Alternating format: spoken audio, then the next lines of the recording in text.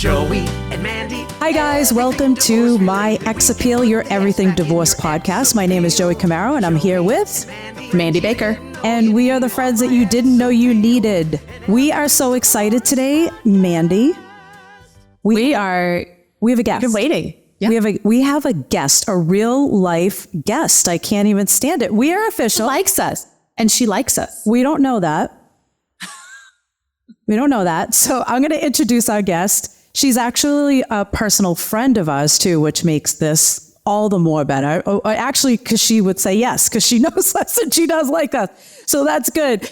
So Amanda Dewey is on our show today. And Amanda is not only a friend, but she's also a fitness professional. And I have a lot of credentials for her because we want to know her street creds. Because if she didn't have the credentials, then why would we have her here for today's podcast that we've named The Divorce Diet, by the way. Agreed. And that is not a good thing. The divorce diet is not a good thing. But Amanda is a fitness professional. She's also a personal trainer. She's a group fitness instructor. That's how we know her because we all worked together back in the day. But she's more than that because she manages master trainers. She's a master trainer herself, but she also manages master trainers. She hires, develops, and trains master trainers. So that's a big deal in itself. She's also she hates this one, a fitfluencer, if you will. She has a huge following on social media and she has an online company. So she's the CEO of her own online fitness company as well. So we'll say at the end, and we'll also put in our show notes to follow Amanda because you can get some really good tips because the great thing about Amanda and her fitness business is to keep things real, to keep things simple. It's not fluff and fake when it comes to Amanda. And on a personal note, we worked together for a really long time and she just mentioned it before the show, but we were roommates for 5 days, but we thought it was about 5 years because in Vegas, there's no clocks. And so it seems like we were roommates for a long time. So we got to know each other really well. And she taught me how to wind down, which I didn't know that was a thing. And also she is currently in Texas and we just found out neighbors with Mandy. And right around the corner. And the fact that I have to say Mandy and Amanda my head is spinning. First of all. So we have 2 in Texas up against this one in Massachusetts. So without further ado, welcome Amanda. Hi. Hey there, ladies. I am literally just so beyond excited to be here today. Super honored, super humbled. I brought my sexy voice with me. You're welcome for that. I love it. But I'm just honored to be here today, guys. Thanks for having me. Thank you. So Amanda, you are a divorcee like us. So we say we're the friends that you didn't know you needed. So now you're everybody's friend too. The 5 people that listen to us, maybe we'll get 7 now that we have a guest. If you could bring 2 people to the table, Amanda, that would be great when this goes up. Be perfect. So you're a divorcee as well. And now you're since remarried and you're a mom of 4. And so you're a wife, and we were just talking before the show, and you go from adult down to elementary school. So you have your hands full at all times. But if we can go back to when you first got divorced, right? And because you're a fitness professional, you probably had a background in all of this. But for anybody who didn't know and they don't understand what could happen to your body. And what's going to be cool about this episode as well is that Mandy has a completely different perspective. Amanda and I have talked in the past. We didn't go on the divorce diet. The divorce diet isn't something that you go on. It's something that happens to you. I don't think I lost a pound, to be honest with you. Mandy, because I remember back then, was rail thin, very like a stick figure. So, but Amanda, when you were going through it, you chose the healthy route, if you will. And do you want to tell us, why did you go the healthy route? Well, I got to be honest. Initially, I found fitness and started my career in fitness as my marriage was ending. And so it was when I started doing a lot of work on my mindset and body. Those two things happened simultaneously for me. There was an Oprah book club that I joined. That was a personal development book. And it was, one of the first like good mind books that I had read. And at the same time, I started, working on my body as well. And those two things went hand in hand.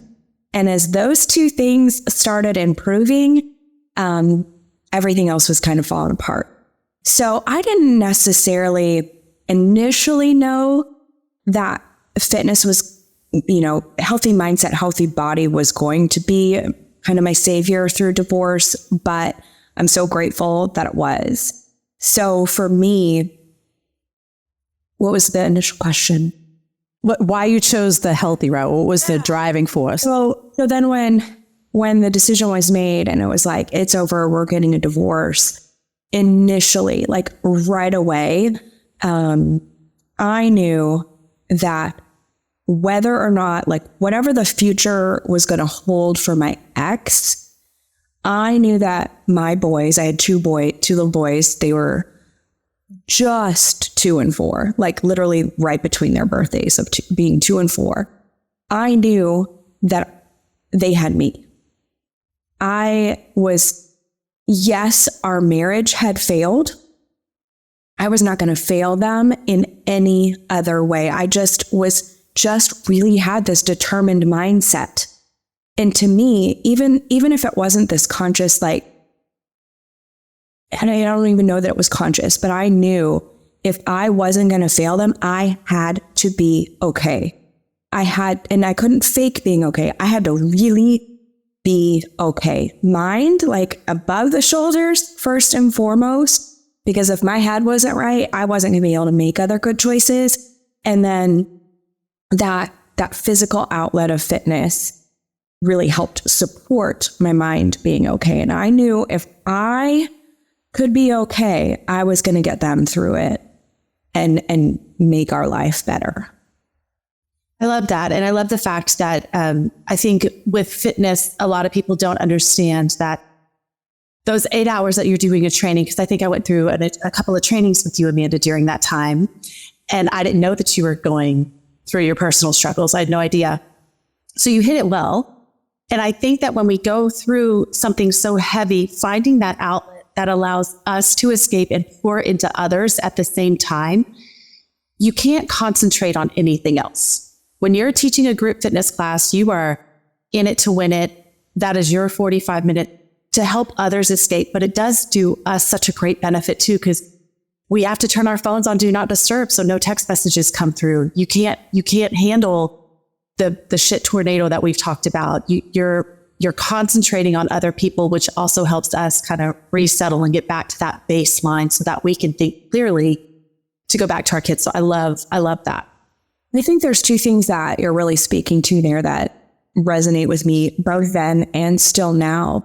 One, and I might offend someone with this one, but I remember sitting in front of those Group X classes, whether it was a training day or whether it was just a regular class on my schedule, and getting to the end and knowing for me that space was my church. Mm-hmm. When I opened those group fitness doors, everything left. There was nothing else. It was a sacred space to me the moments I was setting up my Group X room. And then the same thing at the end, like you went through this collective experience together. You get that immediate, obviously you're getting the endorphins and all of, the good chemicals released in your brain, which you so desperately need at that time when, those hits aren't coming maybe other places, right? And you get obviously a lot of great feedback from your students in your class. And, oftentimes they don't know what you're going through, and that's fine. So they share what they're going through with you, and you're that safe space for other people. I remember not wanting to leave that church space, right? So that's one aspect of it. But the other part is, I don't know if you guys love Arnold Schwarzenegger as much as I do, but his kind of solution for everything, if you're feeling down or feeling lonely or feeling bad about yourself, be useful. It's love that. To stay in that victim mentality or that poor me mindset or it's hard to stay in a bad space if you're being useful and being that service to somebody else. And in group fitness, that is 100% what we were doing, right? We are being a service to other people, helping them with their life and their fitness. So being useful, I think, too, is just really creates that opportunity to have something good. So I love that, because being useful is something that you feel that gets taken away from you during this time, right? So you went into group fitness, but talk to us about some other communities that some other people can belong to who might not be their thing just yet. Yeah. Right. I think there's a couple of things that needed to happen for all of us. And I know you guys could speak to this as well, but I was over 1,000 miles away from my family. I had only lived over 1,000 miles away from my family for 5 years. So I didn't have a ton of community, but I had my fitness community, and finding that community is critical. There's so many times you're going to want to meet with your mediator or your lawyer or whoever you're working with, and you don't want to drag a 2 and a 4-year-old through some of your ugliest conversations that you're ever going to have. So who are you going to have to take care of your kids?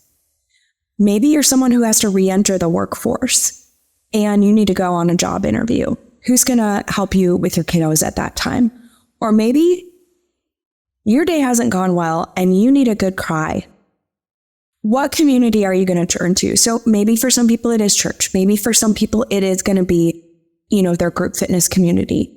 But we all live, for the most part, I guess there's a lot of rural people, but you have, your actual physical location of neighbors.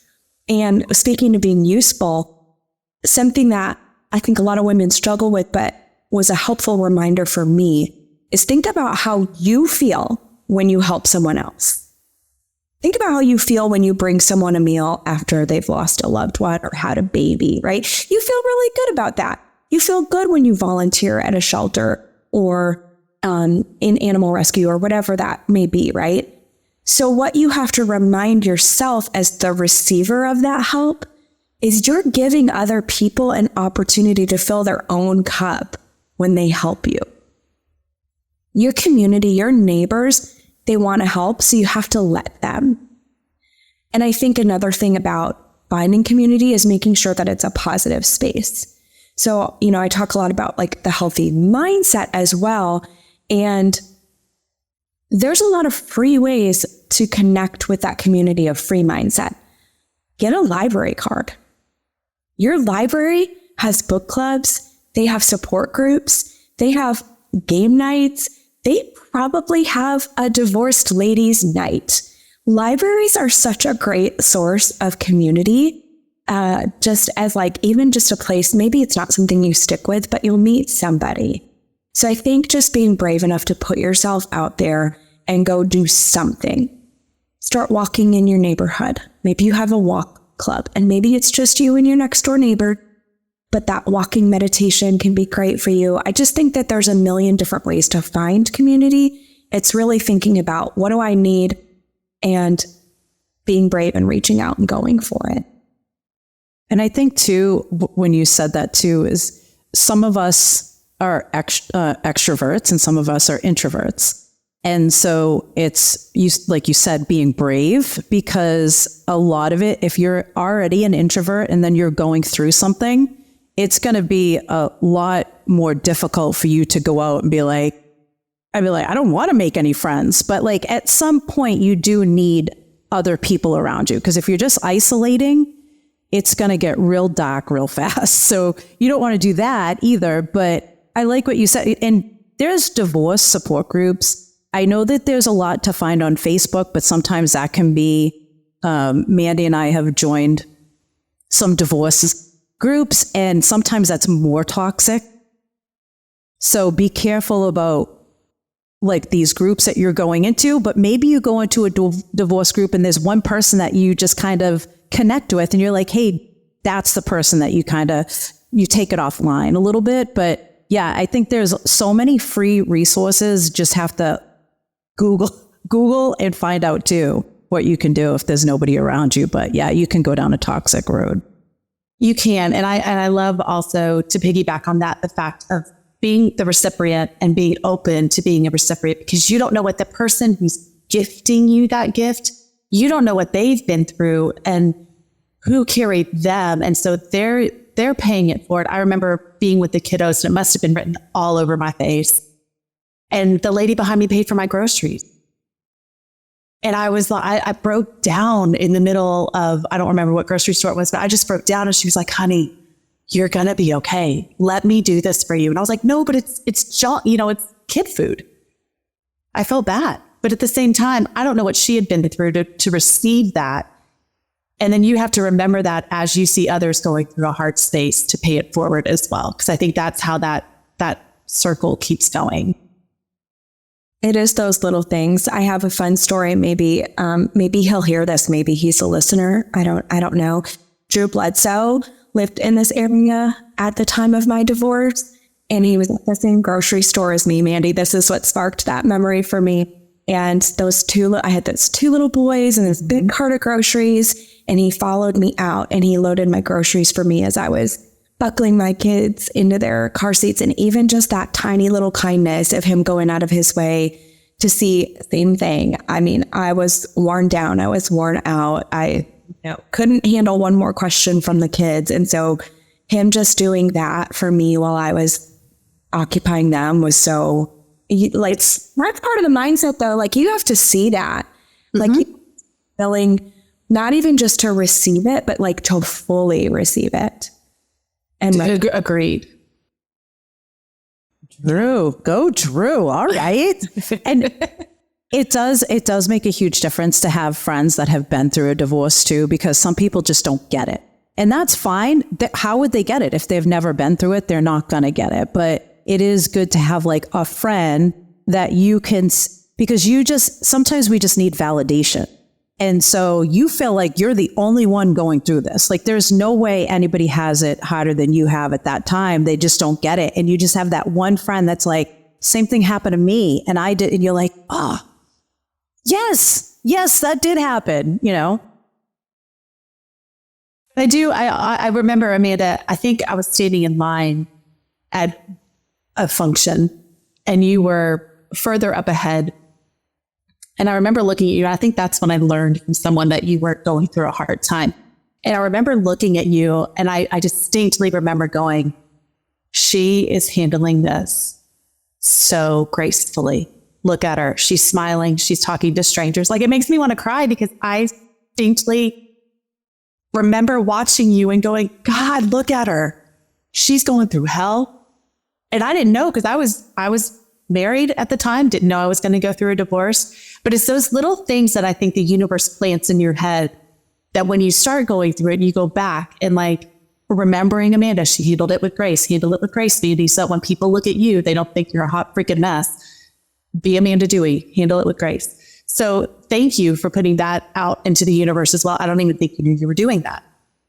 I do. I appreciate you saying that. And obviously it wasn't, rainbows and unicorns. I mean, it was absolutely one of the darkest times of my life, because we haven't mentioned this, but I was also like in my divorce, going through bankruptcy. I had a college degree, but I wasn't working. So figuring out how I was going to make enough money as a fitness professional, which is their podcast, how I was going to, take care. Like, there was a lot. Okay. So there was a lot, but it's interesting to me and super meaningful. And I won't cry. Joie knows I'm a crier. That you say that though, because that was very much the beginning for me of making a commitment in my life to share the hard times of my life, and just the same promise that I made my kids, as far as like, I refuse to let this one failure or dark time or whatever, I refuse to let that be my downfall. And in fact, I'm going to let it be my turning point of rising, right? I made that promise to myself and to my boys, but at that same time, I made that promise to I mean, I can't call it my community, but essentially to my community, that like, if I could inspire one person that like, your divorce doesn't have to be the end. It can be the beginning of the rest of your life. Mm-hmm. And, you know, I got really great advice from an older friend who had been through it, who was like, let the rest of your life be the revenge that you want. And I wasn't like necessarily out to get revenge, because I was just like, it would just, the marriage wasn't meant to be. And he's happier now. I'm here, like, it's all great. But in that moment, that piece of advice to make this your revenge. Nobody's gonna suffer if you choose to let this ruin you, except for you and your kid. And it was just that simple, accepting that fact, that drove me to be like, no, I'm gonna make this the best. Like, I'm gonna have the best life. I'm gonna get everything I want out of this life, because I know what it looks like when I'm not. And if I'm gonna put my boys through having a divorced family, then I better make it worth it on the other side than I have. I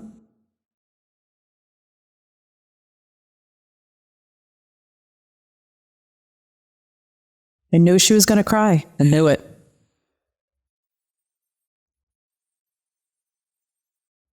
My oldest is 19. And at 17, at Thanksgiving, which is my favorite holiday, that's actually when I got married to my husband. We got married on Thanksgiving. But we usually do like, oh, what are you thankful for? You know, whatever. But we've been doing that for a lot of years.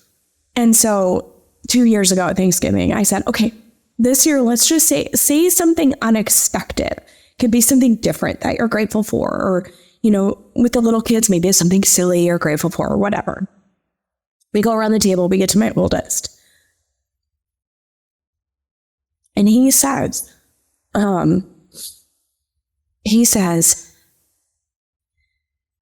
grateful that I have divorced parents.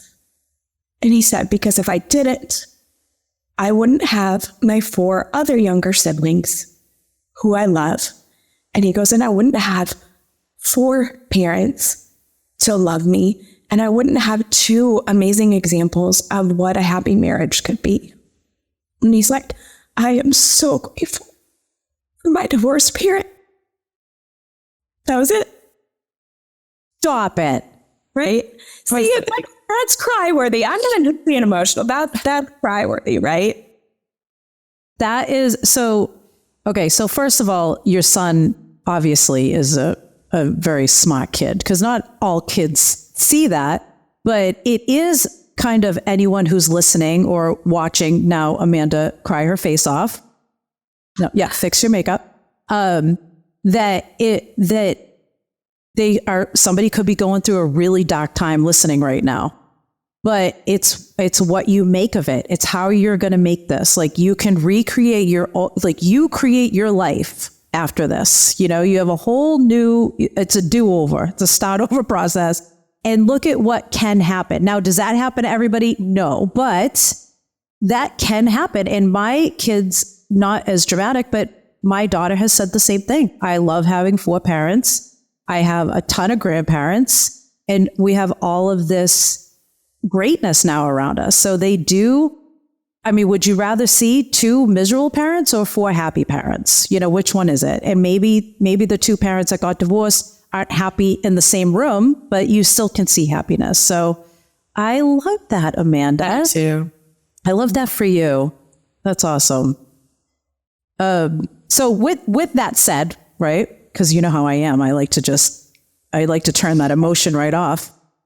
With all this said and all that emotion, we kind of talked about the divorce diet and how you chose the mindset to go the healthy route for yourself and for your kids, right? And create this life for yourself. Not to say that, you know, like Mandy, what happened to you with losing weight is wrong. You know, maybe your She's body shaming. I am. But maybe your mindset, you just didn't have that at the moment. Because I think we all have, I mean, I'm not a therapist, but I go to a lot of therapy. every other week, in fact. So when you have, I think we all have this fight or flight in us, and neither one is wrong. I think it's just goes back to being a caveman, and we have fight or flight. And I think at one point you probably, Amanda, just went into fight mode, and maybe, I don't know, maybe there's a therapist who's listening with Drew Bledsoe, but like maybe it was like a flight thing, like you retreated, you were taking care of other people, and then you just don't eat or whatever it is. But to try to, at this point, if anyone's listening who is kind of going through that, where they literally can't put food in their mouth, like they just feel sick that they can't do it, if they could switch their mindset to be more of a mindset like, I have to eat today. It's important that I fuel my body. It's important that I do these things in the long run. So with that said, though, Amanda, fitness for people is hard.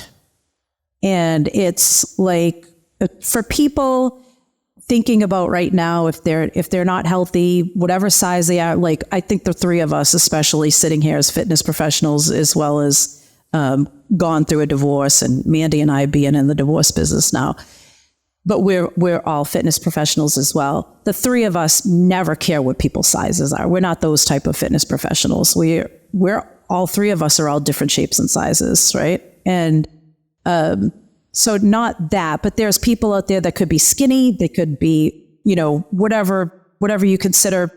Do you know that there's mid-size now? Did you know that's a thing? There's plus size and mid-size, which I don't think there should be any size, like any category of a size anyway. But whatever you are, if you don't eat well and you don't move your body, for anybody who's not doing those things, it's overwhelming to think to start those things. So healthy, and I'm doing air quotes, lifestyle is very difficult for people. So, and also you're going through a divorce, you ain't got no money most of the time, right? So you're like, vegetables are expensive. Everything's expensive. It's overwhelming to think about getting healthy. For you, Amanda, when you were going through it, how'd you get healthy? Yeah, I think that's a key that started then. And I continue to preach it right now, because I think, unfortunately, one of the most awful things about the health and fitness industry is it makes a lot of money on keeping people confused and keeping them feeling shame. And maybe my downfall as a fit influencer is I am not going to work from a space of creating shame. And I'm also not going to complicate it and keep you confused. I probably am less popular as a fit influencer because I tell the truth, and the truth doesn't necessarily make a lot of money. And the truth is, canned vegetables and frozen vegetables contain every bit as much as nutrition as the organic vegetables at your farmer's market. It doesn't have to be expensive. When my boys were little, and we joke about it to this day, a really inexpensive protein, as you may or may not know, is tuna, right? But a lot of kids maybe don't like it. So I used to call it shark meat. So my kids would eat a lot of shark meat, or dinosaur meat, and I would, and we also didn't have a lot in the fridge or in the pantry. So it wasn't like there were alternatives. Like, to a certain degree, kids are going to eat what they're given if they truly don't have anything else. Obviously, I know there are exceptions to that with different like food issues and that kind of thing, but just generally speaking, right? So, I think, do you guys have Aldi in Massachusetts? Oh yeah, we do have one. We have one. Like, there are more inexpensive places to grab protein. And then, like I said, canned vegetables, simple things like that. Just finding ways to make eating healthy more affordable, right? I did not. I was literally shoestring budget, and, we kept it simple. Nothing fancy, but it worked, chicken, vegetables, tuna. We did what we could to make it work. And then one great way to get a free gym membership is to become an instructor. But in lieu of that, when I think I mentioned, I was just starting in my fitness journey. It started with me wearing a pair of tennis shoes that were not running shoes at all. They were probably fashion sneakers, if I'm being honest. Putting on a pair of fashion sneakers and a sweatsuit from Walmart and running. Just went outside and ran in my neighborhood. I didn't have a fitness tracker, didn't have a step tracker, didn't know particularly how far I was going. I looked at the clock before I left and I looked at the clock when I came back. So I knew I was running for 20 to 30 minutes or something like that. And I would do some crunches, and it can be that simple. And in doing so, then I started meeting people. That's actually how I got into the fitness industry. Is I was on a walk one day and ran into someone else who was on a walk with their young child, who turns out was a fitness instructor, and she invited me to a class, and the rest is history. But it can be very simple and inexpensive. Walking is the greatest form of exercise out there. It's readily available to any of us who don't have any physical differences. We can walk and we can get out there and do that. And in doing so, you'll probably meet somebody as well. So there's a lot of affordable ways to stay healthy. And then I mentioned that library card. I'm going to mention it again. If you're going to get your mind healthy, you don't have to have a Kindle. You don't have to have, a book membership or anything like that. You can just go to the library and go to Spotify, listen to a good podcast for your mindset. This one, my ex appeal. Every day. Yeah, I love that. No, I love that you did that. For my body, Joey, I know you've mentioned that my journey was not completely different, but different. My body reacts to stress and I drop immediately. I can keep everything the same, and my body I went from, and I'm not scared to share this, I went from 155 pounds. My lowest was 128. And that's with clothes on in the middle of the day. So we all hear that you weigh yourself first thing in the morning with nothing on after you use the restroom. Well, this was in the middle of the day, fully clothed, 128 pounds. And that's when I got scared. My belly button started to change. And your belly button changes when you're pregnant, right? Because you have you're growing a child. But when you lose that much weight, your belly button changes as well. And when my belly button started to become unrecognizable to me, I started to worry. I was eating correctly. I was exercising. And I think one of my coworkers put her hands on my hips because I couldn't afford new workout clothes. So the spandex pants were falling off, but I couldn't buy new ones. And I knew the weight would come back once all this stress was over. But she put her hands on me and she could rub and bump my, did you just give a thumbs up on? I did. Mine is all full of the emojis. But she could run her thumbs up and down my hip bone. And it was like, okay, Mandy, something's got to change. But I was doing all the right things. I was eating healthy. I was exercising. It was the level of stress. And that, I think, Amanda, is when I turned to getting my mind right, because I was on that hamster wheel, sleeping at night, which was adding to the weight loss. But I did some research, and it says that when you're going through a very stressful time, it is not uncommon to lose 10 to 15% of your overall body weight. But I think that's too much. I think it's too much. And then I think for others of us, I read another research in the US News Health that said that going through a divorce is one of the second most stressful things, right behind losing a spouse to death. And as I said earlier, my divorce was one of my darkest times. Yeah. I agree. Having gone through, I agree. It's hard. And it said that controlling what you eat sometimes is the one thing that you're in control of in this space where you are not in control of anything. Right? So I wish I hadn't gone through what I went through, because when you try to go shopping, when you have that extra money and you're like, gosh, these jeans that are just falling off, don't cut it anymore. I need a pair of jeans that fit. And they're like, oh, honey, you're a 0. And I'm like, I've never been to 0 in my life. I'm a solid 8, 10. Something's wrong. Right? And being underweight is sometimes more dangerous than being overweight. So I think at that point, I already knew all the answers. So it was like, for me to get plugged in with the health professional was harder for me to accept that when I really needed to seek the help and guidance. Because you are a health professional. So it was hard for you to get help. It was hard for me to get help. You know, the greatest coaches have a coach, therapists have therapists, personal trainers should have personal trainers. Like, it's true. Yeah. Yeah, it does. But I just wanted to address that, Joey, because I know you had teased about my journey, but it was scary. It wasn't fun. It was terrifying for me, because to not ever see yourself that little, and it did something to my head, because now that I know that I've been that little, any other weight is too much. Oh, so it messes with your head. Yeah. Yeah. And everyone always says that too, even without a divorce. And the three of us have probably been through this a million times, where we were on stage for fitness or been in fashion shows. We were in I don't know if you guys remember Jeff, but Jeff was a friend of mine too in the fitness industry. He said, we're in Hollywood fitness. We're not in regular fitness. This is Hollywood fitness. So we've all kind of gained these eating disorders. And once you see your body go down to something small, you get messed up.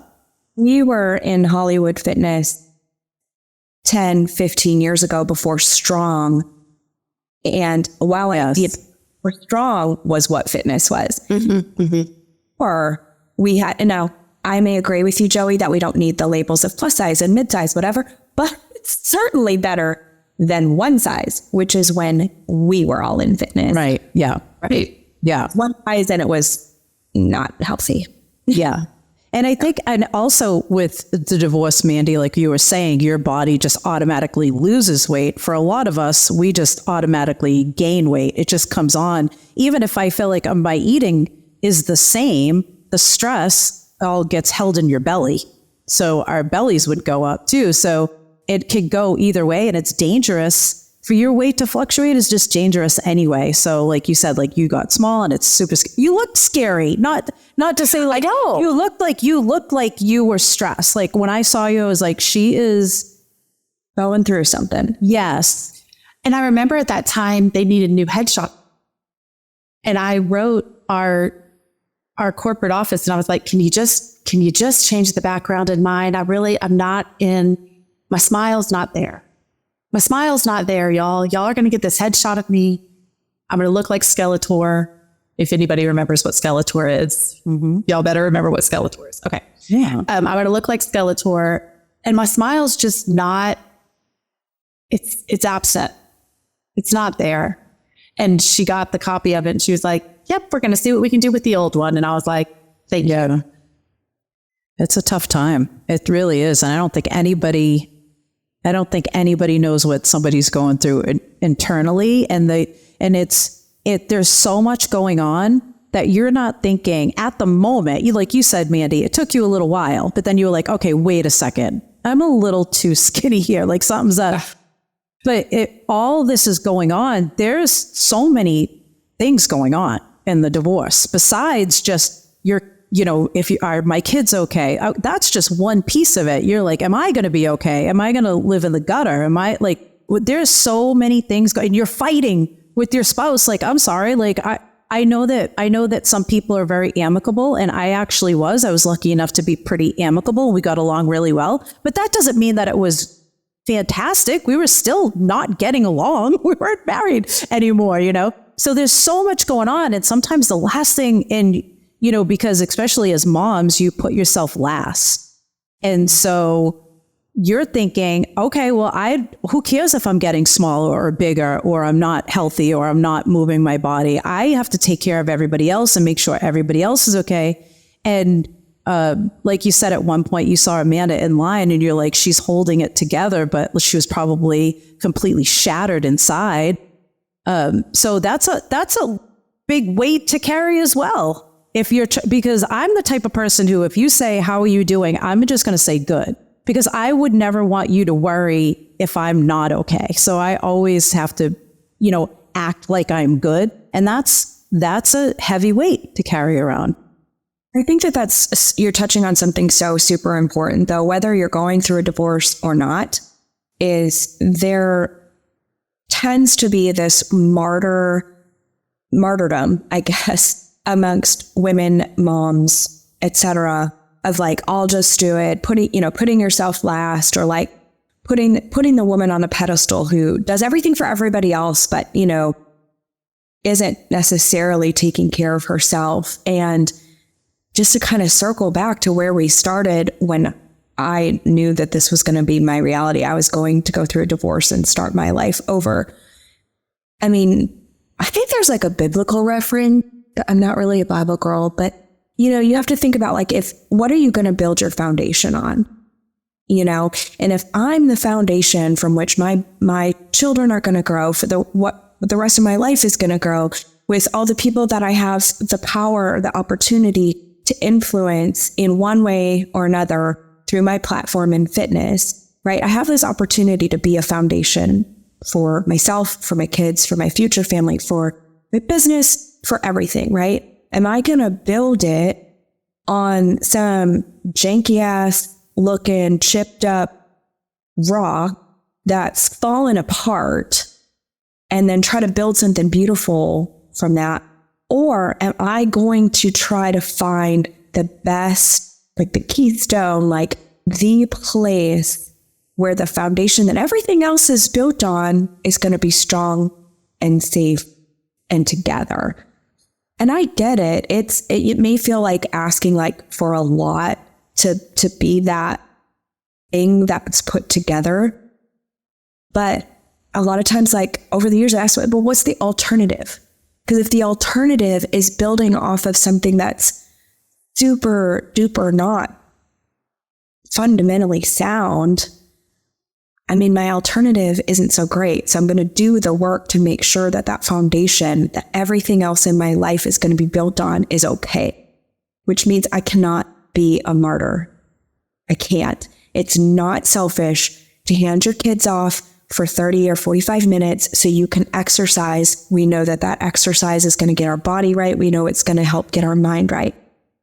It is not asking too much to tell your kids to go to bed and stay to bed so I can have my wind down time and either, read a book that's going to help my mindset, listen to that podcast, or just zone out for 30 to 45 minutes, because that is my time to take care of me, right? It's not asking too much to go to bed at a reasonable hour so I can get up the next day and get myself ready for all the challenges that we know are coming our way.